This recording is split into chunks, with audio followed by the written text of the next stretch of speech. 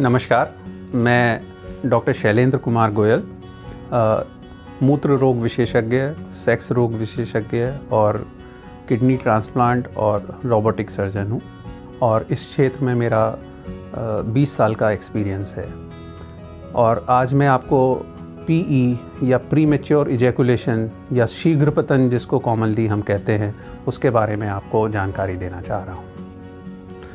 शीघ्र पतन से तात्पर्य है, या लोग जिसको समझते हैं, कि वीर्य का सेक्स में बड़ी जल्दी निकल जाना।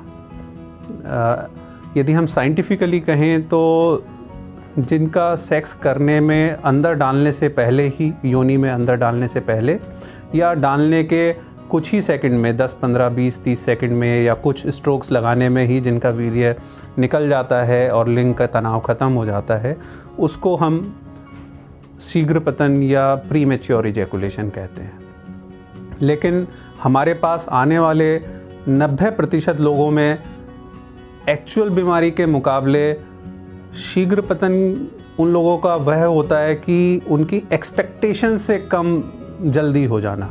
और उनकी एक्सपेक्टेशंस कहाँ से बनती हैं? बीएफ को देखकर, ब्लू फिल्म्स देखकर या दोस्तों से बात कर कर। सारे दोस्त डींग मारते हैं, तो किसी से भी बात करो तो 10-15 मिनट से कम तो कोई बताता नहीं है। और बीएफ में देखते हैं तो आधा घंटा, 1 घंटा तक सब लोग अपना मज़े लेते हैं।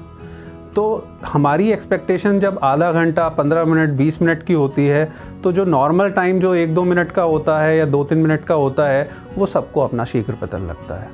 तो शीघ्र पतन एक्चुअली में होने की जगह लोगों का ओवर एक्सपेक्टेशन ज़्यादा परेशान करता है। और ओवर एक्सपेक्टेशन के सोर्स दोस्त और ब्लू फिल्म्स। तो शीघ्र पतन वास्तविक रूप से 90% लोग जो हमारे पास आते हैं, वो वास्तविक रूप से शीघ्र पतन ना होकर वो उम्मीद से अधिक इच्छा रखने वाले होते हैं। तो ऐसे में जो साइंटिफिक रीज़न है शीघ्र पतन का, जिनका हम कहें कि जिसको मैंने बताया था कि एक्चुअल रूप में जो बीमारी है कि जिनका अंदर डालने से पहले ही या डालने के अंदर डालते ही विदिन सेकंड्स, कुछ स्ट्रोक्स में ही जिनका निकल जाता है, तो उसका कारण जो होता है वो ब्रेन में होता है, हार्मोन्स लेवल पर। तो ब्रेन में जो अलग अलग सेल्स होते हैं, उनके बीच में जब इलेक्ट्रिक करंट जब प्रवाहित होता है, तो एक सेल से दूसरे सेल्स के बीच में जो कंडक्शन होता है, वो कुछ केमिकल्स और कुछ हार्मोन्स ब्रेन में रिलीज़ होते हैं और वो अगली सेल्स पर जाते हैं, और जो एक्स्ट्रा हार्मोन्स होते हैं वो पहली सेल्स अपने आप वापस खींच लेती है। तो ये एक्टिविटी जब बहुत जल्दी हो जाती है ब्रेन में कि वो हार्मोन्स दोबारा पहली सेल्स वापस ले लेती है, तो उस केसेस में देखा गया है यह एक कारण होता है शीघ्र पतन का। और इसको कुछ दवाइयों से हम इसको डिले करा जा सकता है और इसको हम दवाई देकर शीघ्र पतन की समस्या का समाधान किया जा सकता है।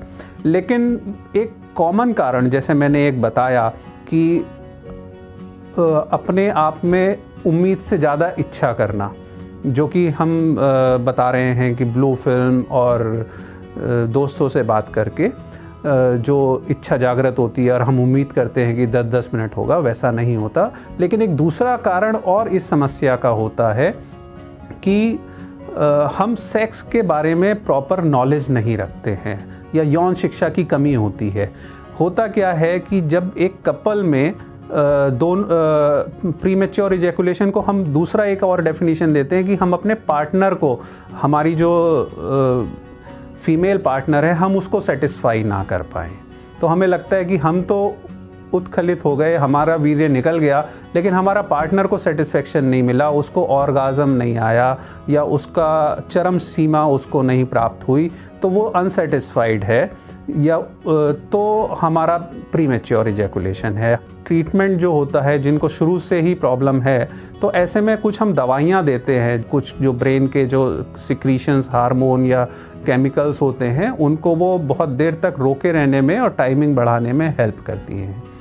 ये दवाइयाँ कुछ समय तक, 2-3 महीने तक रेगुलर लेनी पड़ती हैं, या दूसरे और एडजस्टमेंट किए जा सकते हैं कि कॉन्डोम पहनने से भी थोड़ा सा टाइम में इंक्रीज़ हो जाता है। सेकंड थिंग, कुछ कॉन्डोम्स आते हैं जो कि कुछ एक्स्ट्रा टाइम या लॉन्ग ड्यूरेशन, लॉन्ग लास्ट, इन सब नामों से जो मिलते हैं, उसमें कुछ मेडिकेशन लगी होती है कॉन्डोम में, और उससे थोड़ा सा टाइम बढ़ाया जा सकता है। शीघ्र पतन में एक चीज़ और मैं बताना चाहूँगा कि शीघ्र पतन तनाव में कमी के साथ भी थोड़ा सा रहता है। लोग डॉक्टर के पास जाते हैं शीघ्र पतन के लिए, लेकिन जब हम ज़्यादा डिटेल में पूछते हैं या नहीं भी पूछते हैं तो साथ में जो हम मेडिसिन देते हैं तो थोड़ा सा लिंग के तनाव को बेटर करने की जब मेडिसिन भी साथ में देते हैं तो उसमें रिज़ल्ट्स हमें अच्छे मिलते हैं। तो शीघ्र पतन के साथ देखा गया है कि कहीं ना कहीं जब वो जो व्यक्ति हमारे पास आ रहा है शीघ्र पतन से, तो उसको जब वो बीमार होता है तो उसका इरेक्शन भी थोड़ा डाउन हो जाता है, भले ही वो मानसिक रूप से हो या वाकई में शारीरिक कोई कमी हो। तो ऐसे में दोनों ही समस्याओं को शुरू में हमें ट्रीट करना पड़ता है कि तनाव को भी बढ़ाना पड़ता है और समय को भी बढ़ाना पड़ता है।